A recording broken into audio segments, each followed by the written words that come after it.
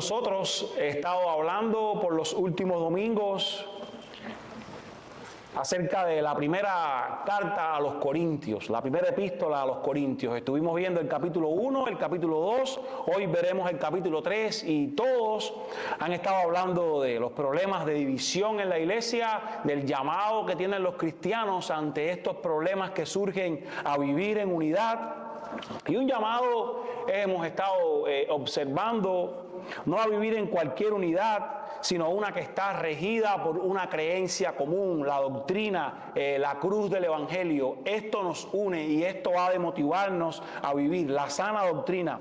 De tal manera que un llamado a la unidad que muestra quién es Cristo, estuvimos viendo comenzando el capítulo 1, un llamado a la unidad que exalta el poder de la cruz, un llamado a la unidad que muestra la humildad de aquellos que han sido llamados por Dios, un llamado a la unidad que muestra la sabiduría de Dios por encima de la de este mundo. Y después de haber llegado hasta aquí, llegamos a este capítulo 3 y hoy vamos a estar hablando de cómo la unidad muestra la nueva identidad que tenemos como creyentes.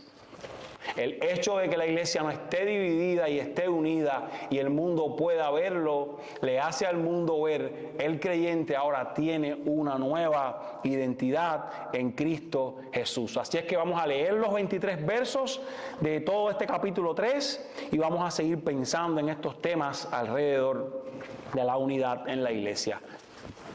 Primero a los Corintios 3 dice de esta manera: así que yo, hermanos, no pude hablarles como a espirituales, sino como a carnales, como a niños en Cristo.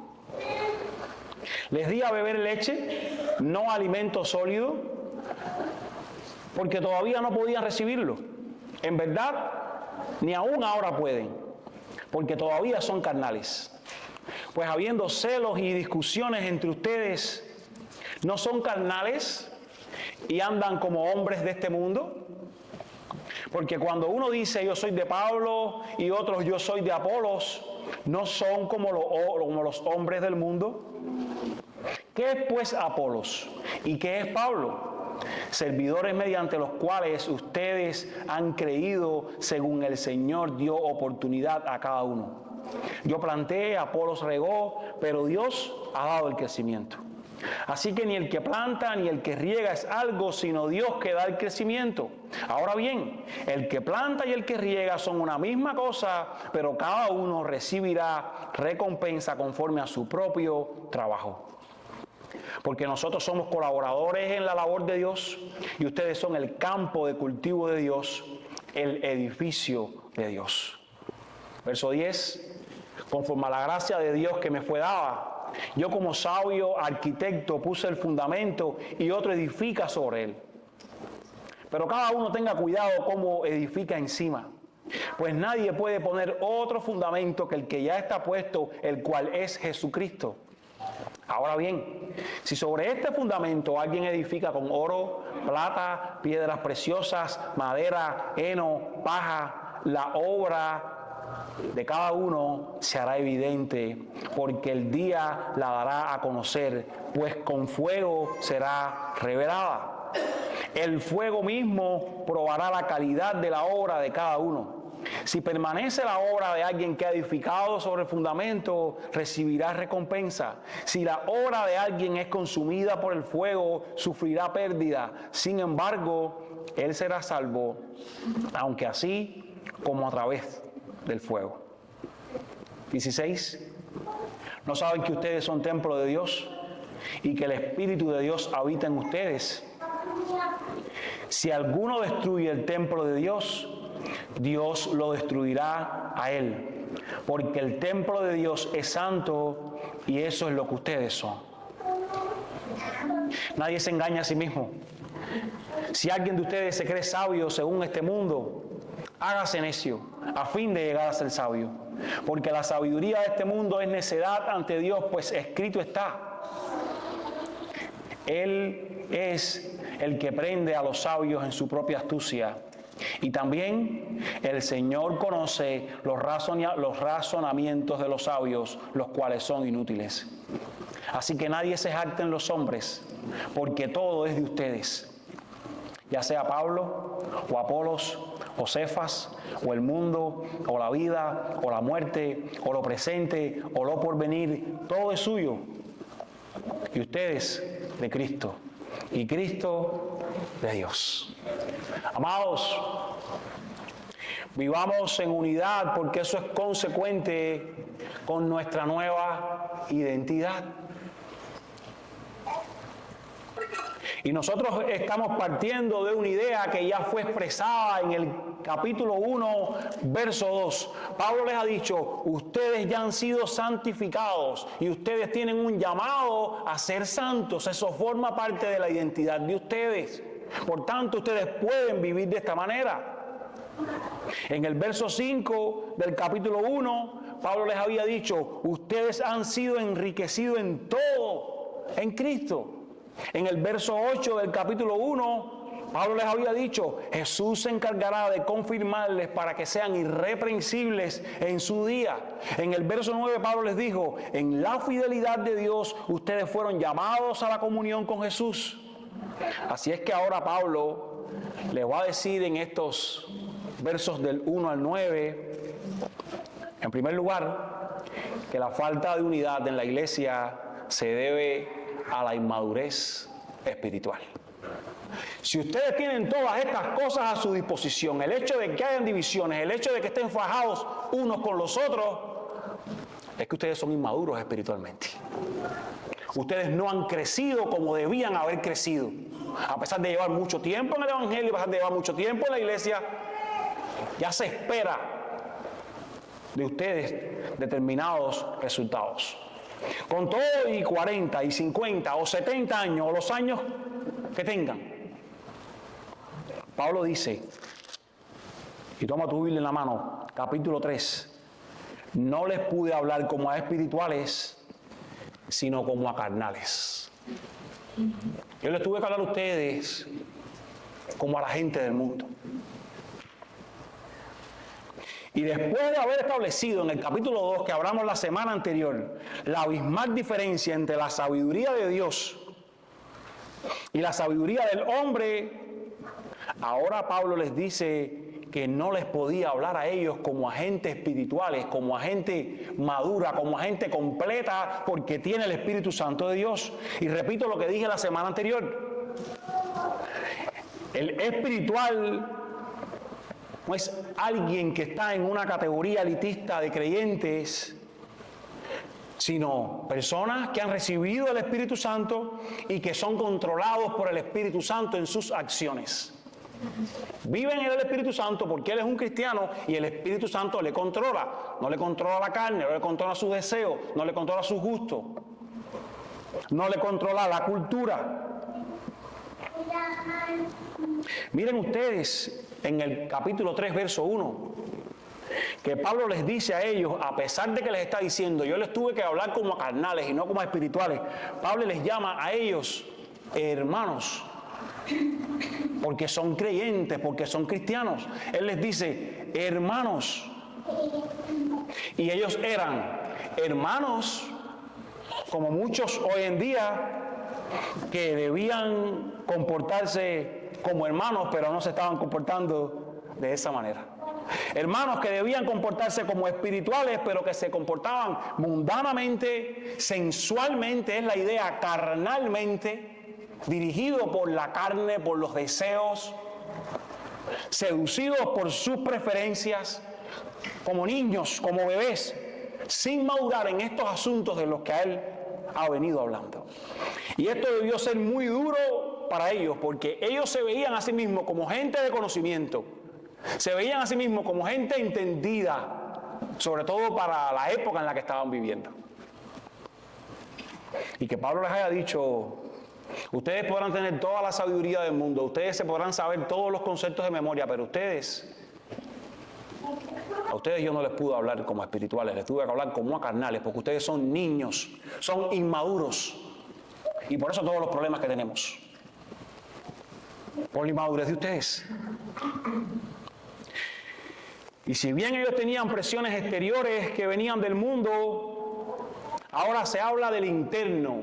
Ahora se habla de lo que pasa en el corazón, de adentro, de la carne, de los deseos, de las concupiscencias. Porque la mayoría de ellos había entrado a la fe hacía algún tiempo, pero no habían madurado como se esperaba de ellos. No habían avanzado mucho en esta área. Tenían tiempo en el Evangelio, pero eran niños en Cristo con respecto a estos aspectos. Es por eso que Pablo les dice, les di a beber leche y no vianda o alimento sólido. Porque ustedes no podían recibirlo. Es como un niño que hay una etapa en la que debe tomar leche, no está preparado su organismo para recibir alimento sólido. Y Pablo les está diciendo, algo ha pasado con ustedes que debiendo ya recibir alimento sólido, yo no se los puedo dar. Yo les tengo que dar leche como a niños, porque ustedes aún no están preparados, con todas las condiciones para estarlo. Habiendo sentado las bases en el capítulo 1, esto es lo que son ustedes, esta es vuestra identidad. Se esperaba que ellos soltaran ese pomo de leche con el que andaban después de tantos años. Pablo les dice, es más, al final del verso 2, en verdad, ni ahora pueden. Él les dice más, ni son capaces todavía.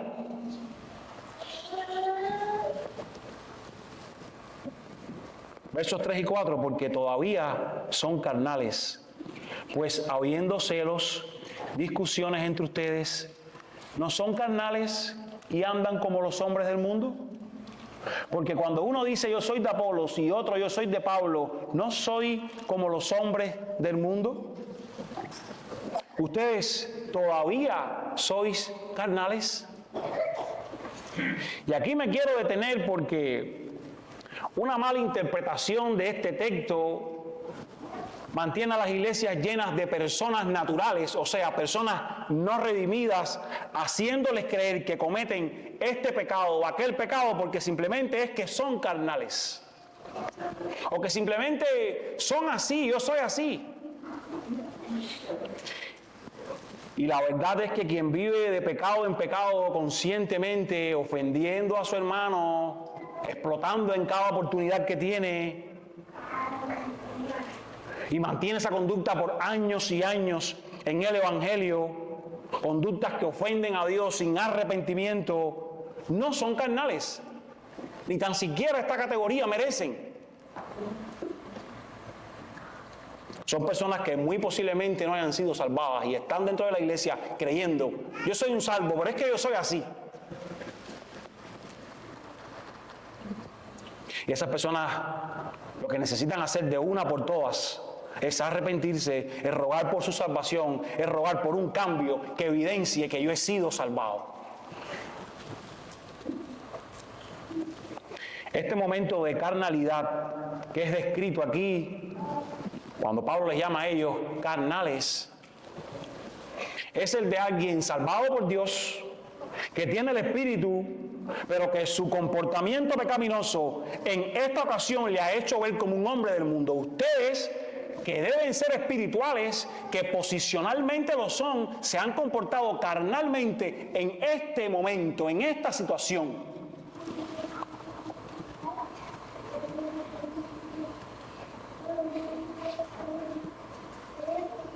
Se han comportado como a personas que tienen la carne muerta, que no tienen el Espíritu de Dios. Y quiero señalarlo porque es posible que hayas escuchado toda tu vida que aquel que está en la iglesia sin experimentar ningún cambio año tras año es porque es un cristiano carnal. No, no es cristiano. Es más posible que no sea creyente. Cuando año tras año sigue incurriendo en las mismas cosas, sigue viviendo en las mismas cosas y no hay ningún cambio en su vida. Pablo les ha dicho a ellos en la primera carta, en la primera parte de esta carta, yo he podido ver confirmado el testimonio de Cristo en ustedes. O sea, que este momento que ellos estaban viviendo no les identificaba a ellos en todo lo que eran. Esto no podía ser el todo en su vida, como no lo puede ser el todo en tu vida si eres cristiano, una conducta constante de pecado, perenne.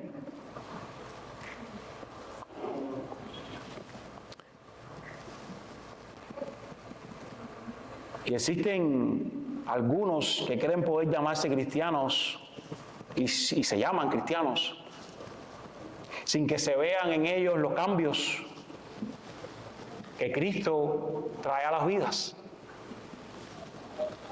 Son el mismo explotado desde que se convirtió. No ha habido cambio. Son los mismos chismosos que no refrenan su lengua desde hace 20 años. No ha habido cambio. El mismo orgulloso, el mismo lascivo, sin transformación divina alguna. Carnal no es el nombre correcto. Es alguien que está separado de Dios, que no ha entendido la gracia de Dios, que Dios no ha transformado su corazón. De tal manera que ser carnal, como a veces se define, no es un estado en el cual un creyente pueda vivir prolongadamente. Al menos eso creo yo cuando leo este texto. Un cristiano no debiera vivir carnalmente toda su vida.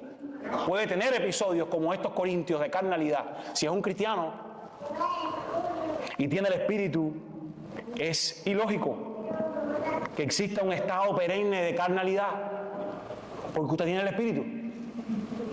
Por muy contristado que esté, en algún momento tiene que hacerle sentir mal y usted abandonar su pecado.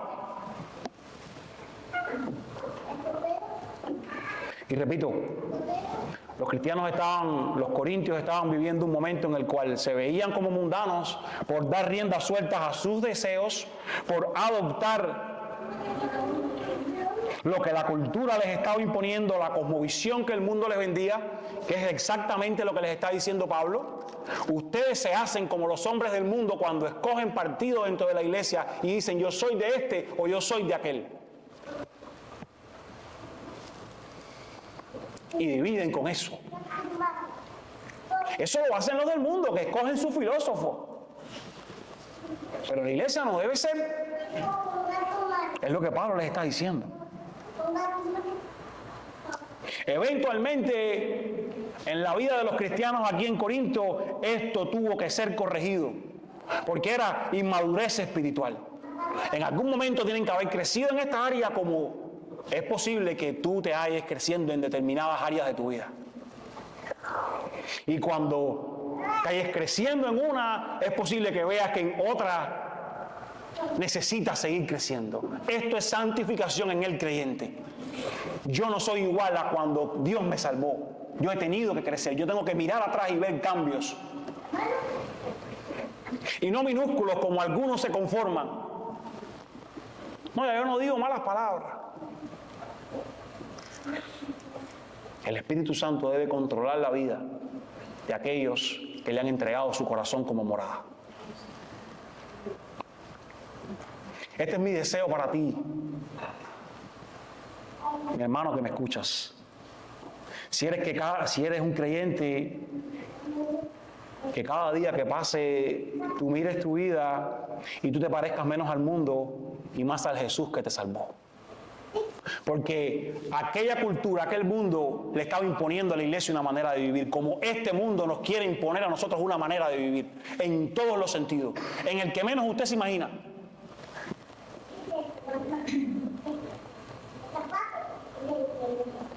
Tus preferencias, tus gustos han de ser rendidos ante Dios. No importa lo que te gusta, no importa lo que sientes. Usted es de Dios, usted se ha entregado a Él. Y Él debe modelar eso, que no solo sea una fachada. Porque cuando Cristo viene a ser Señor de una vida, todo es cambiado, todo es transformado. Él lo remueve todo, Él llega e impacta. Lo primero, en el momento que la persona es salvada, tiene que haber un arrepentimiento ahí, un dolor genuino por el pecado, que en muchos no estaba presente. Pues simplemente un ven, pasa acá, te vas a sentir bien. Pero tiene que partir de allí. Yo me siento mal por estas cosas que yo he hecho, que yo he fallado contra Dios, que yo he pecado contra el Dios de los cielos, el Dios santo. Y de allí parte que cada día yo me sienta mal, yo me duela por mi pecado.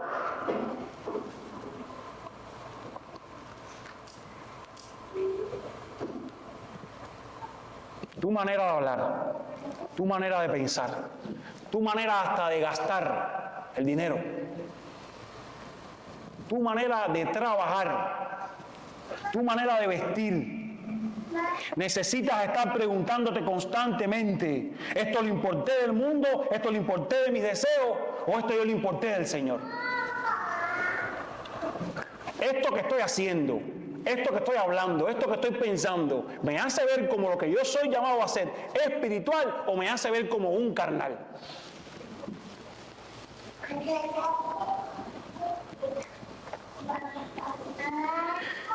Y yo veo cada actitud a menudo entre nosotros, que me parece estar enfrente de Salem y Caleb peleando por un juguete de mis dos niños, de 5 años, de 2 años.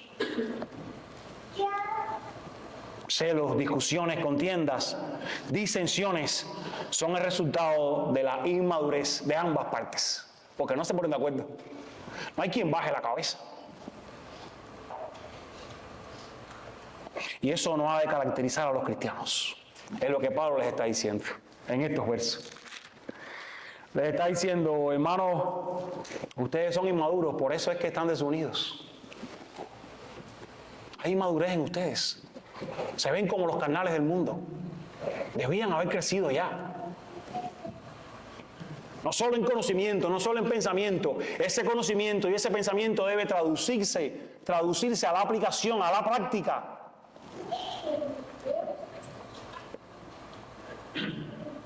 Celos, contiendas, discusiones son obras de la carne, no obras del Espíritu.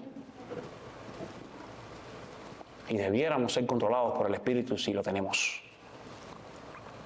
En los versos 5 al 9, entonces, Pablo expone que él y Apolos no son más que servidores de Dios, mediante los cuales la iglesia es edificada. Y escuche usted, él dice que Apolos, que ellos habían uno escogido partido con Apolos, a Apolos le gustaba, yo soy de Apolos, o incluso Pablo dice, son servidores de Dios mediante los cuales ustedes han creído. Verso 5. Y él dice, según la oportunidad que el Señor dio a cada uno. Según el Señor les dio la oportunidad, la posibilidad. Hay uno que planta, hay otro que riega, pero es Dios el único que puede hacer nacer una persona, es Dios el único que puede dar ese crecimiento. Y Pablo está diciendo, yo, Apolos, somos lo mismo. ¿Por qué quieren dividirse? ¿Por qué quieren tomar partido? Somos lo mismo, somos colaboradores de Dios en su obra. Versos 5 y 6.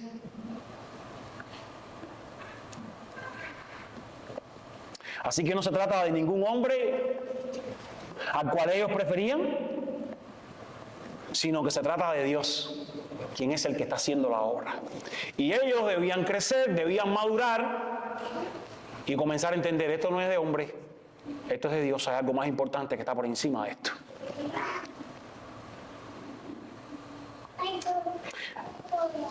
Pablo les está diciendo de que la iglesia, verso 9, es el campo de cultivo de Dios, la labranza de Dios.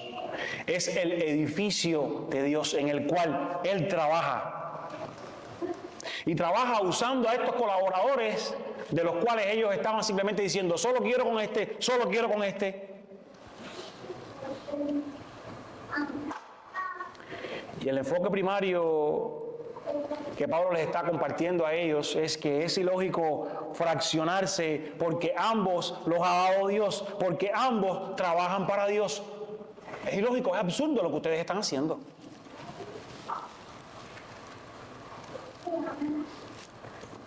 Y ellos Sirven a Dios según la oportunidad que Dios le dio a cada uno.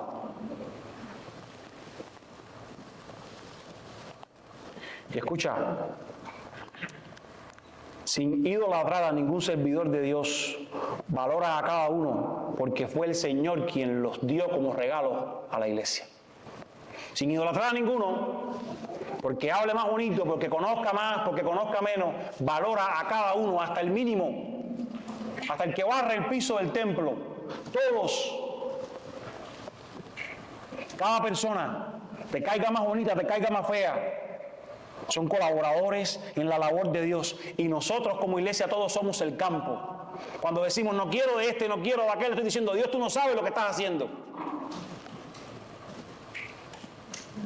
Es inmadurez espiritual. Ellos son servidores de Dios, está diciendo Pablo aquí. Ellos son hermanos vuestros que te edifican, por mínimo que creas, algo de ellos está edificando tus vidas, que hacen ajustes para servirte, que hacen sacrificios para servirte, y están trabajando según Dios les ha dado la oportunidad, según lo que cada uno concedió al Señor. Verso 5. Y esa inmadurez espiritual de ellos y la de estos siglos, la de esta generación, la de esta iglesia, como se tratan los asuntos independientemente de eso,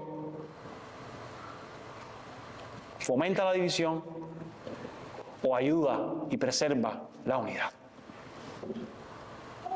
Por eso cuando estamos unidos en la verdad, la única verdad, la cruz, se evidencia nuestra madurez.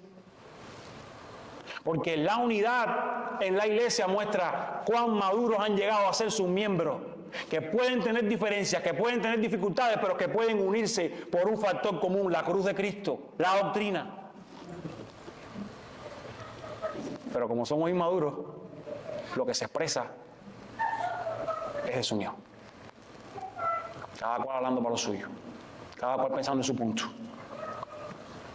y plantando banderas. Pablo les va a decir algo más. Número 2. Pablo les va a decir que Jesucristo es el fundamento que ha de regir toda la edificación.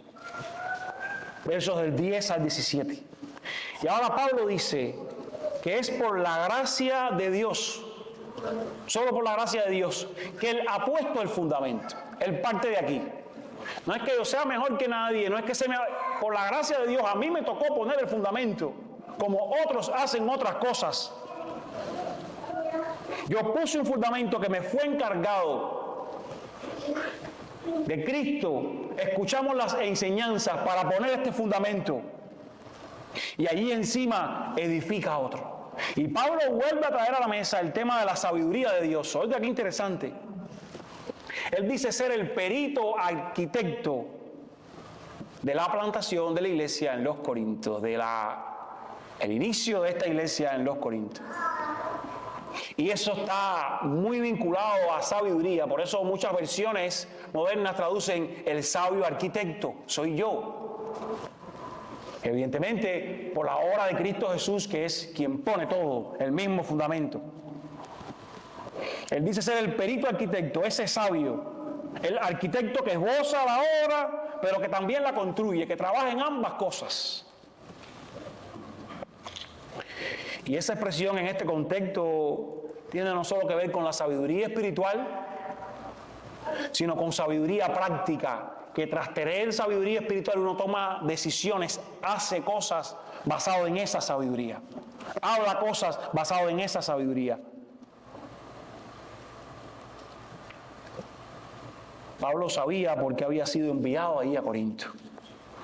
Él iba a edificar, él iba a poner los fundamentos de una iglesia allí. Y esto él dice que lo hizo cuidadosamente, hábilmente y una vez más. Él estaba contrastando lo que en el capítulo anterior había dicho. En el capítulo anterior había dicho, la sabiduría de Dios es esta, la sabiduría de los hombres es esta. Yo he plantado esta iglesia con la sabiduría de Dios que nos dirige, el Espíritu Santo que tenemos. Ahí tienen otro ejemplo. Porque quieren que sea el mundo quien les empuje a hacer las cosas. Y una vez más, esto no es una capacidad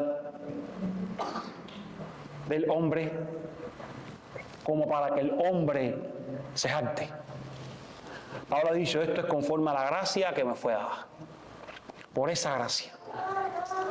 Él porta esa sabiduría que él tiene para establecer el fundamento que es Cristo por esa gracia.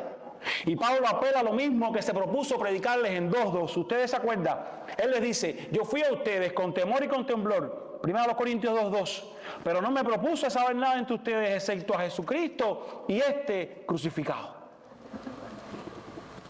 Y Pablo, una vez más, vuelve a decirle, verso 11, nadie puede poner otro fundamento que el que ya está puesto, el cual es Jesucristo. Es esto. Lo que ha de saber cada uno de nosotros a la hora de edificar en el reino de Dios la parte que sea que nos haya tocado edificar. Porque cada uno de nosotros estamos edificando una parte, desde casa hasta aquí en el templo.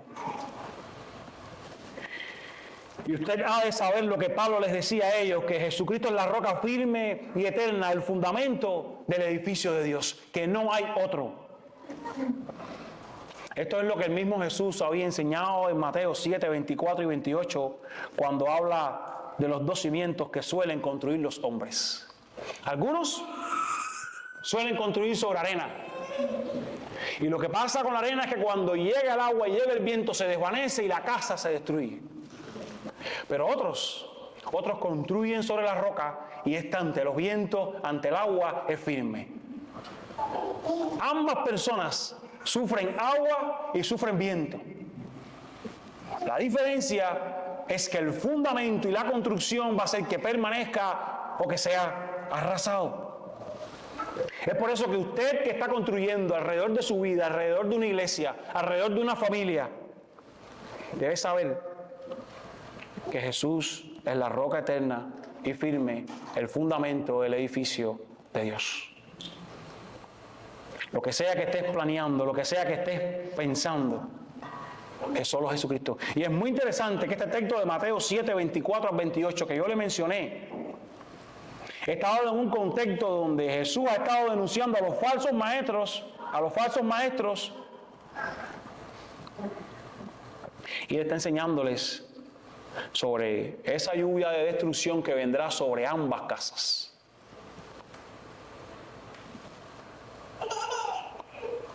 La casa que sea construida sobre la obediencia a la palabra de Dios, esa va a permanecer en pie. Mientras que la otra, la que se construyó sobre la arena, va a sufrir gran pérdida, gran destrucción. Y aquí te puedo hablar a ti, cristiano, o te puedo hablar a ti si no eres creyente, o si crees serlo y no tienes esa seguridad. Necesitas construir tu casa sobre la roca, sobre Cristo, sobre su palabra, sobre sus preceptos, sobre sus enseñanzas. No hay otra manera. Cualquier otra cosa traerá la destrucción, más cercanamente o más lejanamente. A los jóvenes que se están casando, que están buscando pareja, me gusta decirles siempre, la persona que escojas para estar con ella por el resto de tus días, también debe ser escogida a la luz de este pensamiento, que sea Jesucristo roca firme puesta en esta relación. Porque hay personas que han escogido pareja del mundo y se han lamentado por el resto de su vida. Hay personas que han escogido pareja aún dentro de la iglesia, pero sin ser creyentes, y se han arrepentido por el resto de sus vidas. Por la obra de Dios, por su gracia, Él puede hacer algo.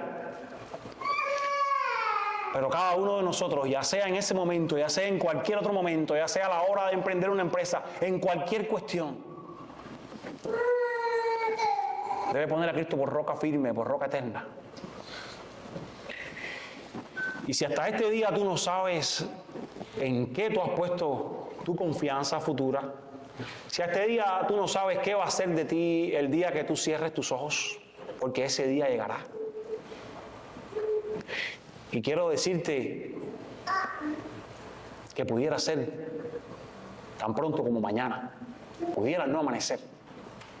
Es un chasquido de dedos, es un soplo de aire lo que te mantiene conectado a la vida. Y si tu convicción, tu entendimiento, tu fe no está puesta en esa roca eterna, tu lugar de destino será el infierno, tristemente. Esto enseña la Biblia. Y muchos de estos locos que estamos aquí creemos. Muchos de estos necios que estamos aquí, como decía Pablo, creemos. En el sentido de que nos hemos hecho lo que el mundo dice loco, lo que el mundo dice necio.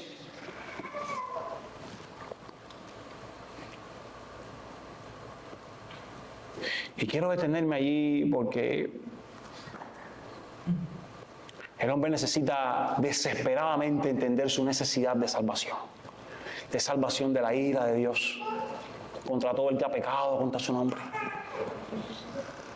Necesita entender que ha fallado contra el Dios de los cielos, que es tan santo, que desde el huerto del Edén ha creado un plan para el hombre, y el hombre ha ido en su contra, tras sus deseos, tras sus pensamientos, tras su reino, tras su fundamento, tras lo que él quiere.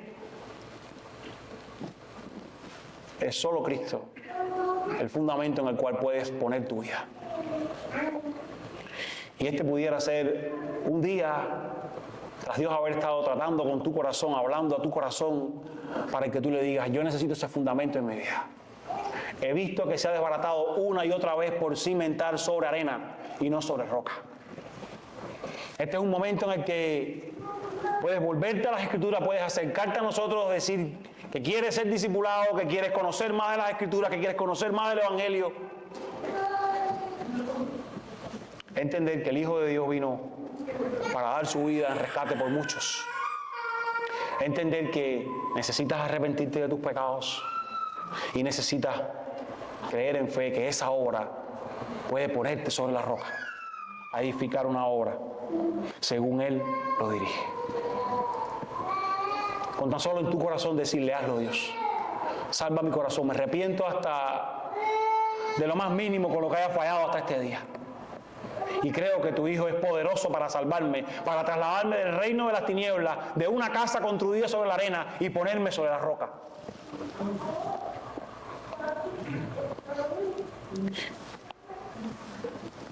Y esos cimientos van a ser la primera parte del proceso de construcción.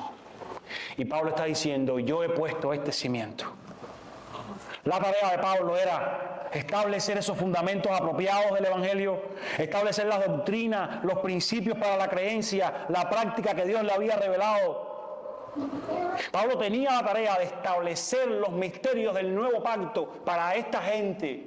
Y les dice: yo, con la sabiduría de Dios, como perito arquitecto, lo puse. Dice el pastor John MacArthur: el fundamento de la iglesia no es la ética del Nuevo Testamento. Mucho de ello lo podemos encontrar en otras religiones. No es tampoco la historia, no es tampoco las tradiciones, no es tampoco las decisiones de las iglesias en sus concilios o los dirigentes de la iglesia a lo largo de los siglos. El fundamento de la iglesia es solo Jesucristo y solo Él. En un sentido, son todas las Escrituras, porque todas las Escrituras son de Cristo y Jesús, y son acerca de Él. Ese ha de ser el fundamento de cada iglesia, ese ha de ser el fundamento de cada hombre. Jesucristo y este crucificado. Y si Cristo mismo es el fundamento de nuestra vida, Él también debiera ser el centro de la obra que edificamos sobre ese fundamento. Y es por esto que Pablo les va a decir: el fundamento no puede ser de una manera y lo que se construye encima del fundamento sea antagónico a lo que allí se construyó. Usted se imagina hacer un fundamento de metros y metros abajo, metros y metros, de puro hormigón, y usted va a pensar que allí se va a construir un rascacielos. Pero si usted viene y usted construye allí un efficiency de madera, usted dice, esto no tiene nada que ver con todo lo que se invirtió allí en ese fundamento, con todo lo que hay en ese fundamento. Es por eso que Pablo les dice, cada uno de ustedes debe tener cuidado con lo que edifica encima, porque nadie puede poner otro fundamento que el que ya está puesto. Lo que se edifica encima de ese fundamento debe estar en sintonía con ese fundamento. El fundamento es sólido, es roca, es Cristo. Lo que se va a construir encima debe ser igual. Debe tener características muy parecidas. No puede ser contrario. Debe ser normado por el mismo Cristo, por el mismo fundamento que es sólido. Y tanto en Corinto como en otros lugares, Pablo puso el fundamento al iniciar la obra. Apolos comenzó a edificar la estructura al proseguirla, pero la estructura, una vez más, no puede ser contraria, antagónica, en pugna con el fundamento. Y esto es lo que Pablo les está diciendo. Si ustedes meten lo que el mundo les está diciendo en la iglesia, ustedes están haciendo algo contrario completamente al fundamento. La sabiduría de Dios y la sabiduría del mundo no encajan, chocan.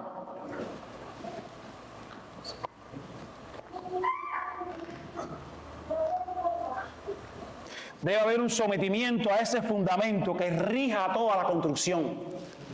Es lo que Pablo les está diciendo. Y esto es lo que va a desarrollar en los versos del 12 hasta el 15. Y habla a aquellos que están edificando, como les dije ahorita.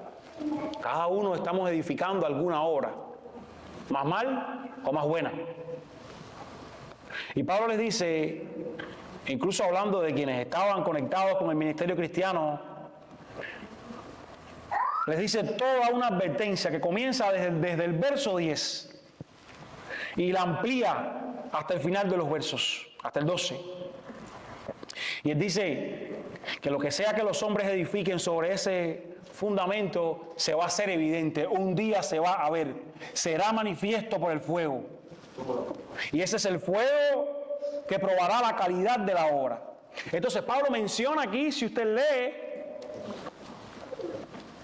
maneras de construir. Se mencionan materiales que pueden perecer, que son más perecederos, como la madera, como el heno, como la paja. Usted lo está viendo, Pablo, hablando sobre ello allí. Estos eran los materiales que usaba la sabiduría humana para construir sus grandes corrientes filosóficas.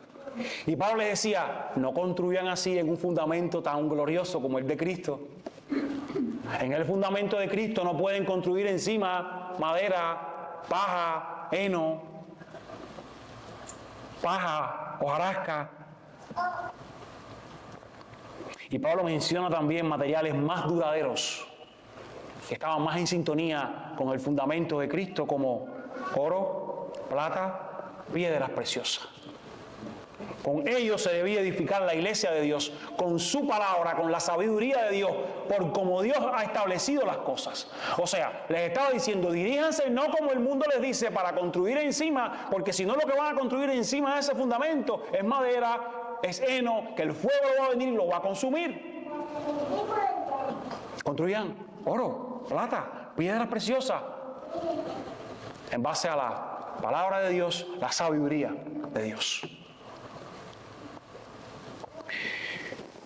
Y el día que nosotros lleguemos al cielo, nuestra obra de servicio a Dios va a ser probada por el fuego.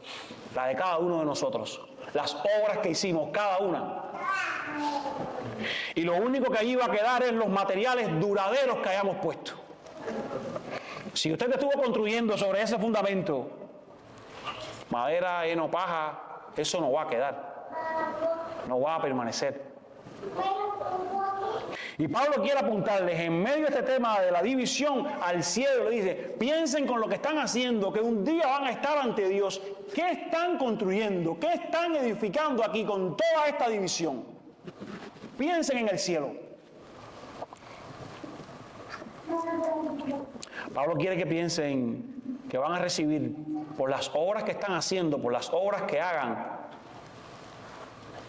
una recompensa o pérdida en dependencia de lo que hayan construido. Si construyeron sólido con la palabra, van a ser recompensas. Si construyeron vano, como madera, heno, paja, será quemado y nada quedará allí, por mucho que se haya visto bien ante los hombres y pintado por fuera. Y este texto del verso 15, si la obra de alguien es consumida por el fuego, sufrirá pérdida, sin embargo él será salvo, aunque así como a través del fuego, será salvo, aunque así como a través del fuego. No está hablando de los cristianos que se salvan por los pelos, como quizás también escuchaste. No está hablando de los cristianos carnales que están en la iglesia viviendo toda su vida ofendiendo, viviendo en pecado, haciendo lo que les da la gana, que ya dijimos no son cristianos. Y que en el día final, porque Dios les salvó por gracia, van a ser salvos como por fuego, como por los pelos, como algunos han querido interpretar. No. Estos son los creyentes que, a pesar de ser salvados, son inmaduros, construyen sin la sabiduría de Dios, quieren construir por la sabiduría del mundo, quieren construir por lo que su carne les dice, y tendrán pérdida ese día, cuando su obra sea expuesta y se vea, todo lo que edificaste no fue para la gloria de Cristo, fue para tu gloria, fue para tus deseos, fue para lo que tú querías.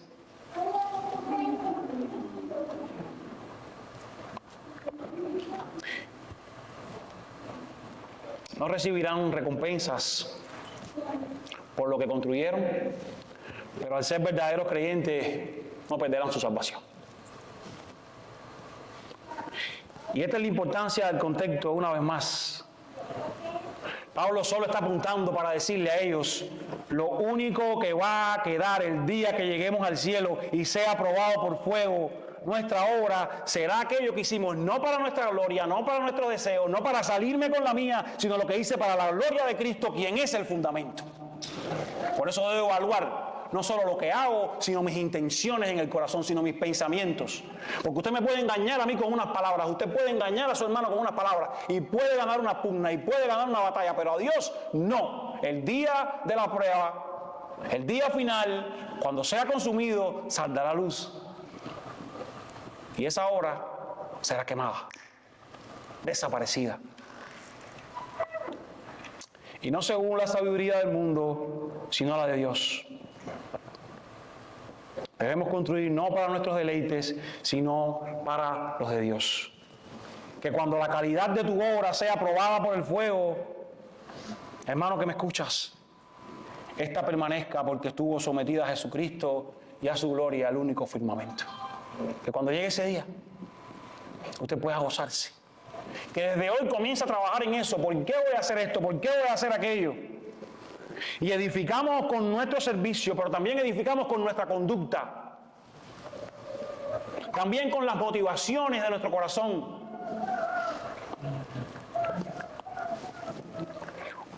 Una visita hecha a una persona para simplemente cumplir y marcar, visité, es madera. Pero hecha por el amor de ganar a esa persona para Cristo, de ayudarle en su crecimiento, es oro. Cantar pendiente de cómo se escuchó y a quienes le gustó es heno. Pero cantar para glorificar a Dios es plata.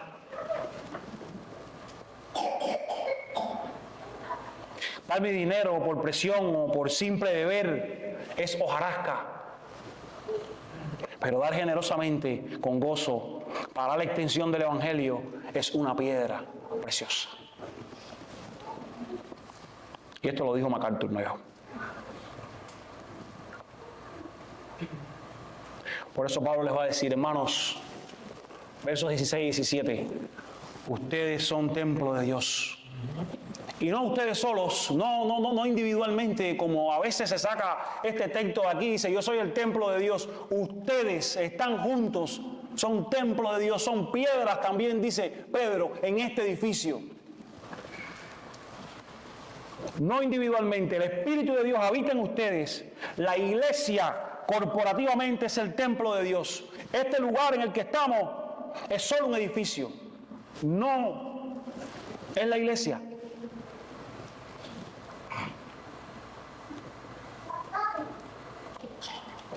Aquellos que son cristianos, ni siquiera todos los que estamos sentados aquí, si hay alguien que no es creyente, aquellos que son cristianos son el templo de Dios. Y Pablo les está diciendo, ustedes, piedras vivas, son el templo de Dios. ¿Por qué quieren fraccionarlo? ¿Por qué quieren poner un bulto para aquí y un bulto para allá? Y aislar a uno y menospreciar a otros. ¿Por qué quieren ir en contra y no se someten al diseño que Dios ha establecido? Él hizo el diseño.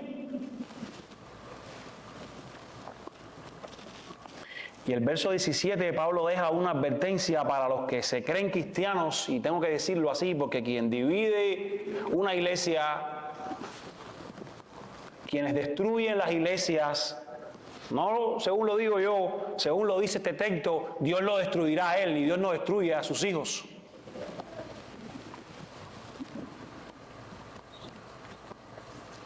Pablo les deja esa advertencia. Si algunos de ustedes están obstinadamente queriendo destruir esta iglesia, yo los voy a destruir ustedes. Y evidentemente estaba hablando con no creyentes que habían allí. Y tengo que decirte esto porque las iglesias locales pueden ser destruidas. Las iglesias locales pueden morir. Eche un vistazo atrás en la historia y usted se dará cuenta que es posible que esta iglesia de Corintios a la que Pablo le escribió no exista. Las iglesias del Apocalipsis fundadas allí es muy posible no existan. Iglesias locales pueden ser divididas, pueden ser destruidas, y la verdadera iglesia, sus miembros de la iglesia universal van a buscar algún lugar, van a unirse a otra congregación, pero esa fue destruida, esa local.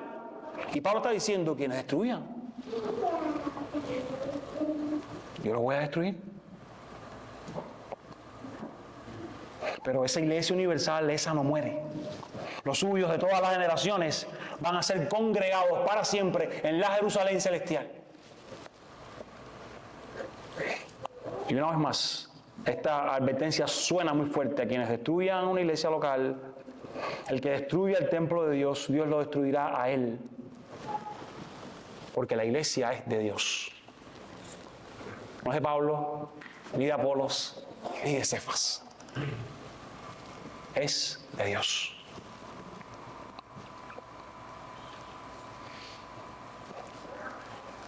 Él la compró.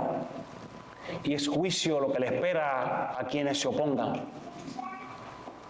Y si Jesús es el fundamento que rige la edificación de la iglesia, entonces la iglesia debiera someterse a sus normas de edificación y edificar ahí encima en base a eso.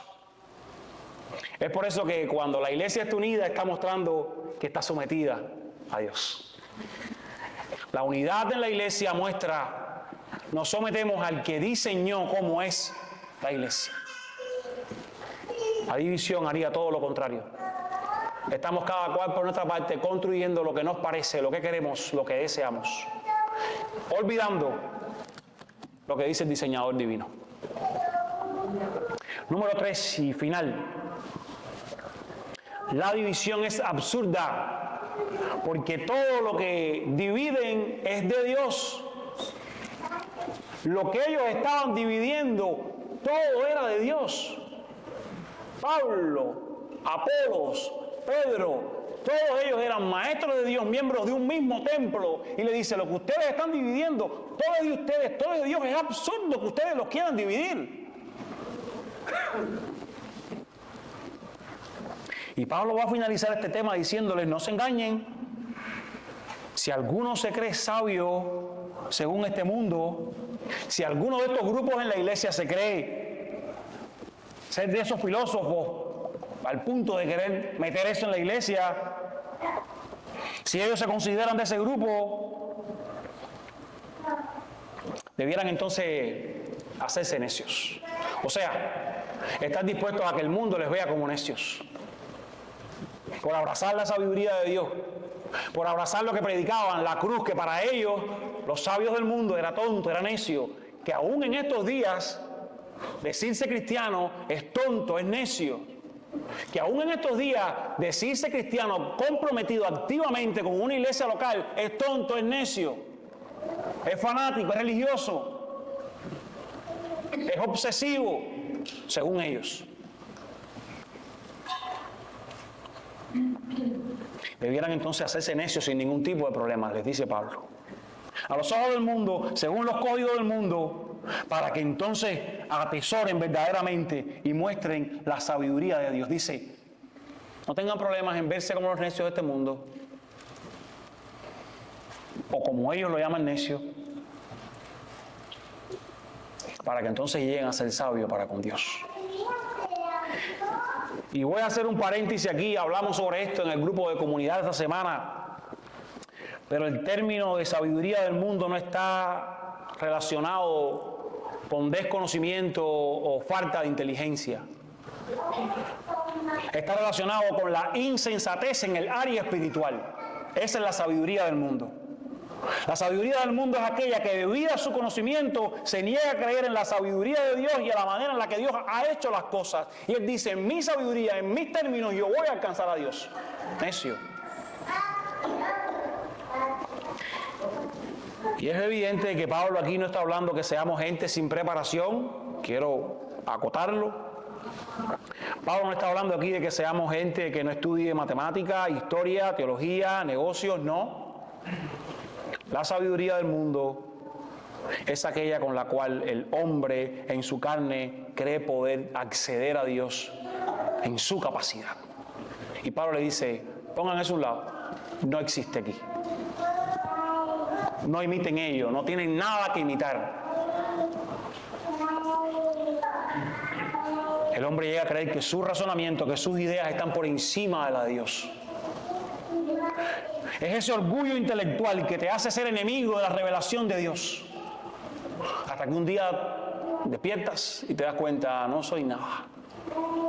Y todo mi conocimiento es nada. Te necesito, Dios, salva mi corazón. Con todo mi conocimiento, con toda mi sabiduría, y ahí han llegado muchos millonarios, gente famosa, con todo mi conocimiento, con toda mi sabiduría, por eso es algo que no ha de ser perseguido. Me he dado cuenta que he estado edificando mi vida sobre la arena y se está desvaneciendo con todo y esto que tengo. Quiero ponerla sobre la roca. Así es que Pablo les está diciendo que el primer paso para tener la sabiduría de Dios es reconocer cuán insensata y cuán inepta para salvarles es la sabiduría de este mundo. Así es que cita una vez más Pablo, sabiduría del mundo es en contra de Dios, sabiduría de Dios es la palabra de Dios, y Pablo ahora viene y cita la palabra de Dios. No falta en sus mensajes, no debe faltar en los nuestros. Hablemos entre nosotros con esto, con la palabra. Que los conceptos que el mundo está trayendo a la iglesia moderna, que las filosofías que el mundo está trayendo a la iglesia moderna sean filtrados aquí, que la cosmovisión que nos creamos sea filtrada aquí en su palabra. Que lo que vamos a estudiar, que con quien nos vamos a casar, que el trabajo que voy a hacer, que en qué voy a emplear mi dinero, cada una de las cosas sea filtrada aquí.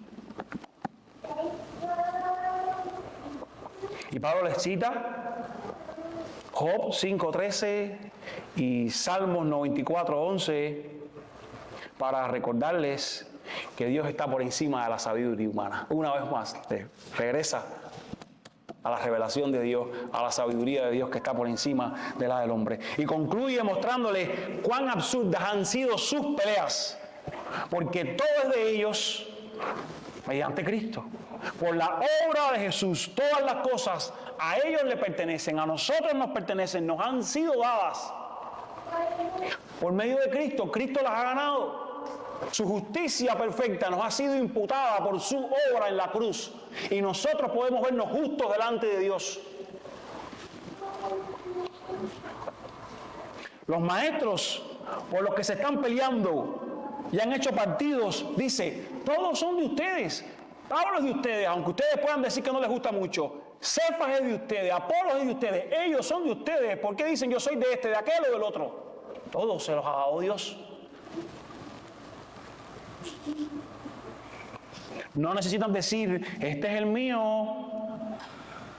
o aquel o el otro, porque todos son un regalo, son dones de la gracia que Dios ha dado a su iglesia.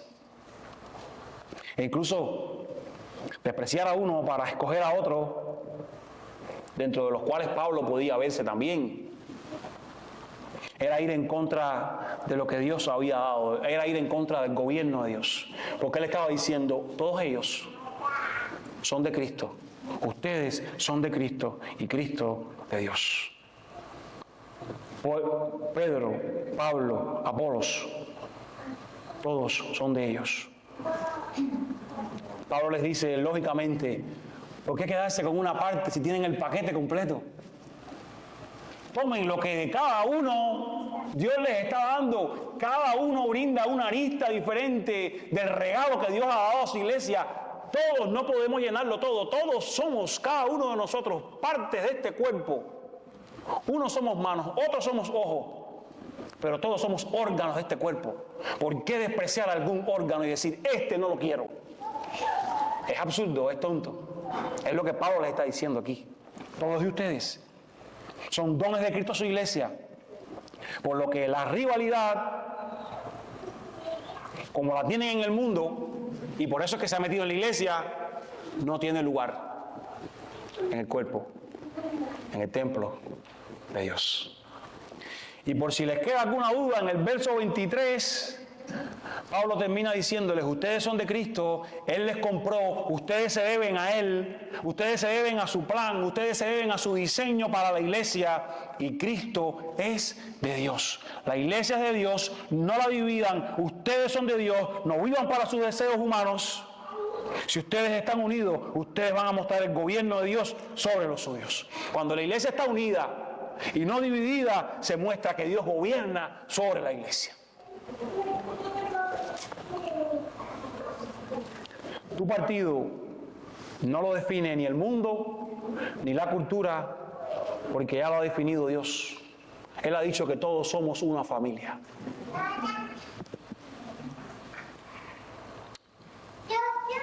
Mi hermano, vivamos en unidad porque eso es consecuente con nuestra nueva identidad. Nos ha sido dado. Debiéramos vivir en unidad. Ustedes son hijos de Dios. Nosotros que hemos sido salvados somos hijos de Dios, espirituales, posicionalmente, labranza de Dios, edificio de Dios, templo de Dios. Tú has sido enriquecido en todo mediante Cristo. Echa mano de esa riqueza, consolida esa unidad. La unidad muestra que somos maduros, como estuvimos hablando. La unidad muestra nuestro sometimiento al plan que Dios tiene.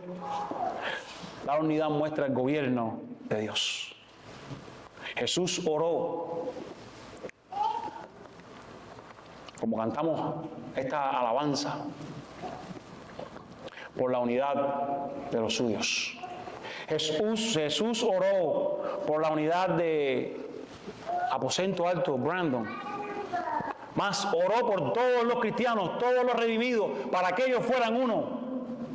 Mire, en Juan 17, del 21 hasta el 23, voy a leer desde el 20, dice, está Jesús orando.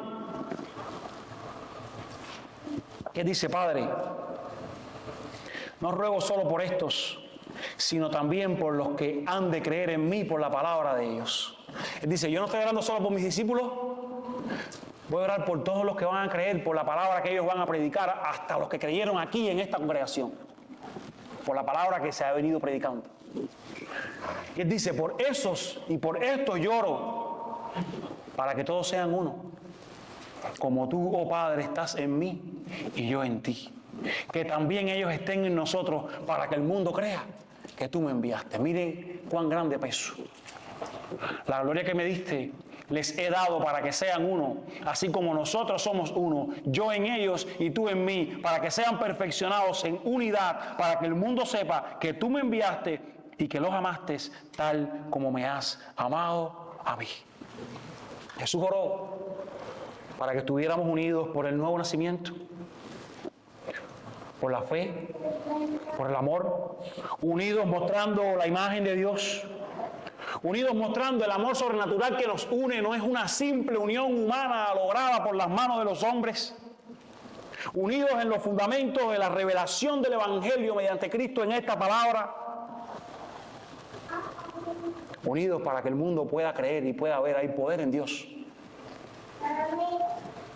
Entonces ahí tú dices, nada de lo que creo, nada de lo que me ha molestado, nada de lo que este mundo me está metiendo en la cabeza, vale, va a coger candela.